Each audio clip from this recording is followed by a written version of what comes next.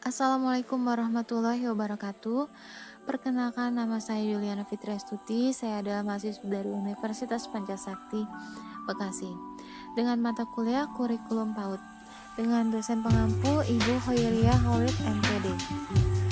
Kali ini saya akan memaparkan tentang perkembangan kurikulum di Indonesia dari masa ke masa sejak kemerdekaan sampai dengan saat ini.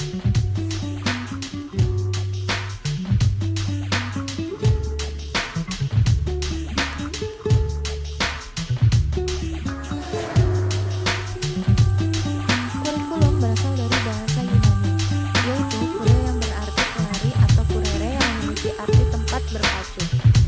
Dalam buku karya Dakir yang berjudul Perencanaan dan Pengembangan Kurikulum, kurikulum dapat dijelaskan sebagai bahan ajar dan pengalaman belajar yang diprogramkan, direncanakan dan dirancangkan secara sistematika atas dasar norma-norma yang berlaku, dan dijadikan pedoman dalam proses pembelajaran pendidikan yang mencapai tujuan pendidikan.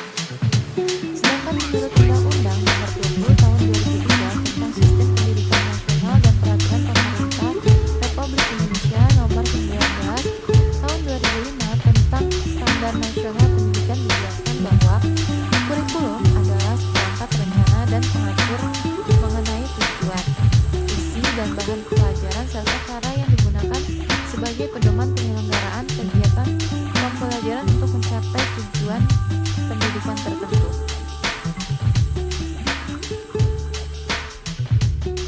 Perkembangan kurikulum di Indonesia. Dalam perjalanan sejarah dari tahun 1945 hingga 2020, negara kita memiliki 10 kurikulum pendidikan nasional yang telah mengalami perubahan. Perkembangan kurikulum dapat diklasifikasikan menjadi 4 periode, yaitu periode sebelum kemerdekaan, periode Orde Lama, periode Orde Baru, dan periode reformasi SD, SMP, dan SMA.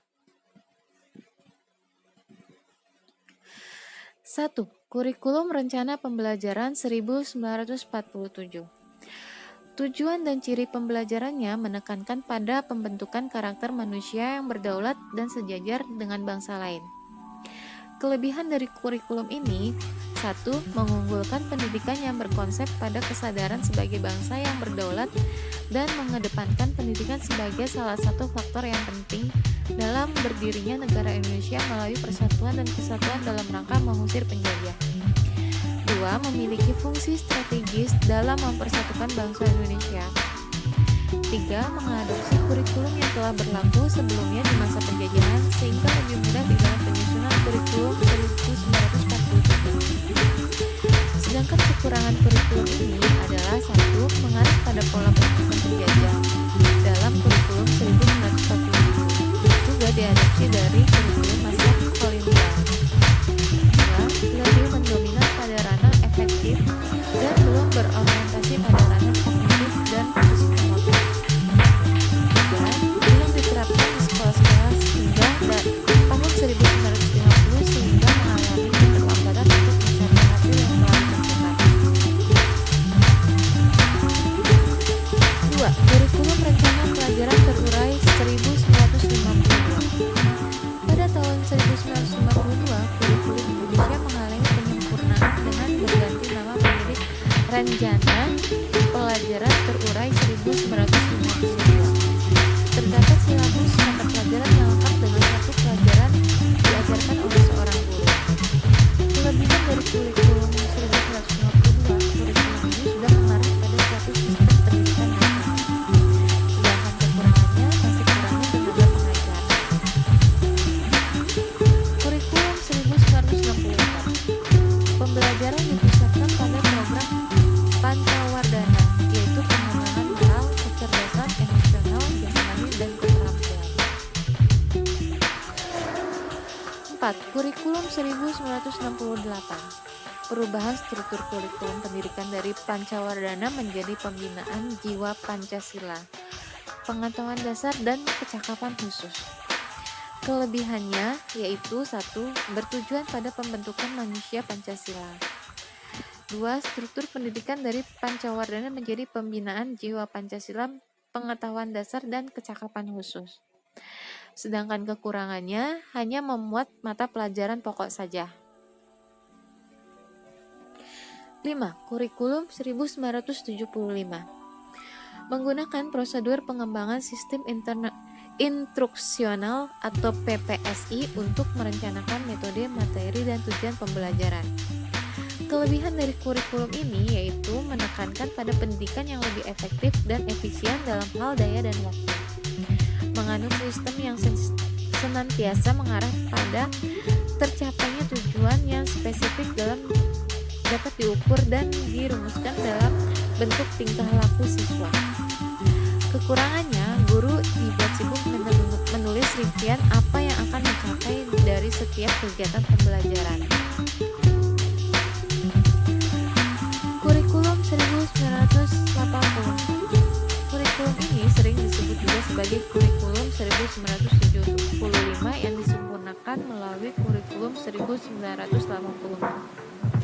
Kurikulum ini menggunakan metode CSBA atau cara belajar siswa aktif atau Student Active Learning. Kelebihannya dari kurikulum ini adalah pendekatan pembelajaran yang memberikan kesempatan kepada siswa untuk aktif secara fisik, mental, intelektual, dan emosional dengan harapan siswa memperoleh pengalaman belajar secara maksimal, baik dalam ranah kognitif, efektif maupun psikomotor. Kekurangannya adalah banyak sekolah kurang mampu menafsirkan CBSA. Yang terlihat adalah suasana gaduh di ruang kelas lantaran siswa berdiskusi sana-sini, ada tempelan gambar, dan yang menyolok guru tak lagi mengajar model ceramah. Kurikulum 1994. Kurikulum ini merupakan revisi terhadap kurikulum selanjutnya yang tidak dimiliki dasar perbedaan yang prinsipal. Pada kurikulum ini ada perubahan waktu pelajaran dari semester ke caturwulan. Dengan pembagian waktu tersebut diharapkan siswa dapat menerima materi pembelajaran lebih banyak dalam pembagian 3 kali caturwulan dalam setahun. Tujuan pengajaran menekankan pada pemahaman konsep dan keterampilan menyelesaikan soal dan pemecahan masalah.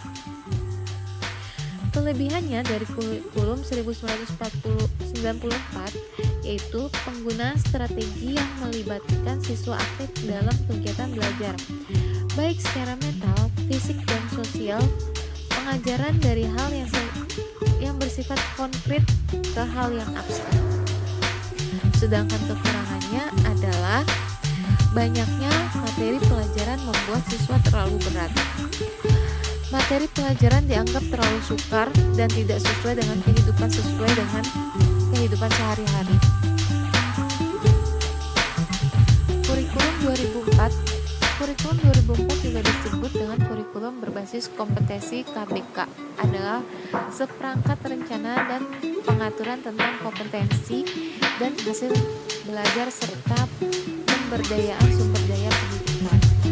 KBK disebut dengan tujuan agar siswa memperoleh kompetensi dan kecerdasan yang mampu dalam membangun identitas budaya dan bangsa. Kelebihan dari kurikulum 2004 yaitu pengembangan kompetensi peserta didik pada setiap aspek mata pelajaran. 2. Kurikulum 2004 bersifat alamiah atau konseptual karena berfokus dan bermuara pada hakikat peserta didik untuk mengembangkan berbagai kompetensi sesuai potensi masing-masing siswa. 3. Mendasari kemampuan-kemampuan lain seperti penguasaan ilmu, pengetahuan, alam, dan keahlian tertentu dalam pekerjaan. 4. Pembelajaran berpusat pada peserta didik sehingga peserta didik mampu bergerak aktif dalam kegiatan pembelajaran. 5. Silabus dan disusun oleh guru dan disesuaikan dengan kondisi serta situasi daerah atau sekolah masing-masing. 9. Kurikulum 2006. Berbagai kekurangan dalam kegiatan KBK berakhir di awal tahun 2006 yang kemudian digantikan dengan KTSP. Akan tetapi terdapat perbedaan yang signifikan untuk guru yang diberi kebebasan dalam merancang pembelajaran yang sesuai dengan lingkungan dan kondisi siswa di sekolah tersebut. Kelebihannya dari kurikulum 2006 adalah guru lebih diberikan kebebasan untuk merencanakan pembelajaran sesuai dengan lingkungan dan kondisi siswa serta kondisi sekolah berada. 2. Mendorong para guru, kepala sekolah, dan pihak manajemen pelaku untuk semakin meningkatkan kreativitasnya dalam penyelenggaraan program-program pendidikan fokus pada siswa menggunakan sumber belajar. Sedangkan kekurangannya adalah kurangnya SDM yang diharapkan mampu menjabarkan KTSP pada kebanyakan satuan pendidikan yang ada, kurangnya ketersediaan sarana dan prasarana pendukung KTSP. Masih banyak guru yang belum memahami KTSP secara komprehensif dan konsepsi. Penerapan KTSP yang merekomendasikan pengurangan jam pelajaran akan berdampak berkurangnya pendapatan guru. Sulit untuk memenuhi kewajiban mengajar 24 jam sebagai syarat sertifikasi guru untuk mendapatkan tunjangan profesi. 10. Kurikulum 2013. Kurikulum 2013 menekankan pemikiran kompetensi berbasis sikap, keterampilan, dan pengetahuan. Guru dituntut untuk mencari pengetahuan sebanyak-banyaknya karena perkembangan teknologi lebih cepat membuat siswa lebih mudah dalam mendapat informasi. Kelebihan dari kurikulum 2013 adalah setiap anak atau siswa dituntut kreatif dan inovatif. Selain itu, ada juga yang namanya pengembangan karakter yang telah diintegrasikan ke dalam semua program studi. Kekurangannya yaitu kurikulum 2013 bertentangan dengan Undang-Undang Nomor 20 Tahun 2003 tentang Sistem Pendidikan Nasional karena penekanan pengembangan kurikulum hanya didasarkan pada orientasi pragmatis. 2. Selain itu, kurikulum 2013 tidak didasarkan pada evaluasi dari pelaksanaan kurikulum tingkat satuan pendidikan 2006 sehingga dalam pelaksanaannya bisa membingungkan guru dan pemangku pendidikan. Demikian sejarah kurikulum di Indonesia sampai saat ini yang bisa kita ketahui, mulai dari kurikulum rencana pembelajaran di awal masa kemerdekaan hingga kurikulum 2013 saat ini, segala perubahan tersebut memiliki tujuan yang sama, yaitu meningkatkan kualitas pendidikan di negeri kita. Terima kasih. Wassalamualaikum warahmatullahi wabarakatuh.